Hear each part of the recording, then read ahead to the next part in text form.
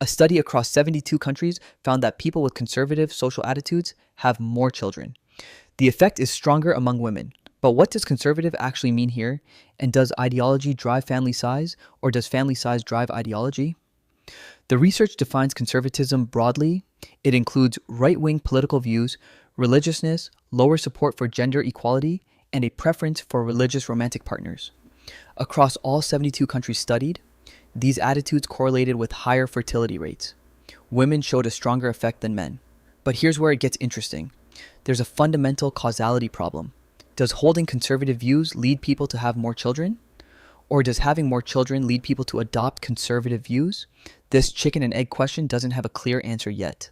Some argue that people with these values actively decide to have larger families.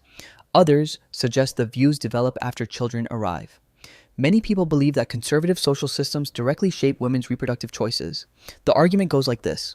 When women are taught their primary purpose is childbearing, rewarded for having children, socially punished for choosing alternatives, and discouraged from expecting personal satisfaction outside this role, higher fertility naturally follows. This is community opinion, not established fact, but it reflects a widely held perspective. There's also an important distinction that often gets overlooked. Having more children is not the same as actively raising them. The study measured fertility, not parenting involvement. The community generally holds that religiously enforced high fertility can create problems. When religious pressure drives childbearing decisions, dysfunction and abuse may go unaddressed, hidden within families rather than confronted openly.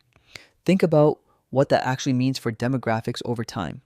If conservative parents tend to raise conservative children and non-conservative people choose smaller families or no children at all, societies could shift more conservative across generations. This isn't certain, but the logic is straightforward.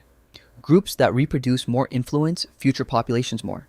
So we return to the original finding. Conservative attitudes linked to higher fertility across dozens of countries, especially for women. But the real question remains unanswered. Which comes first? What do you think drives this relationship? Ideology shaping family decisions, or family experiences shaping ideology?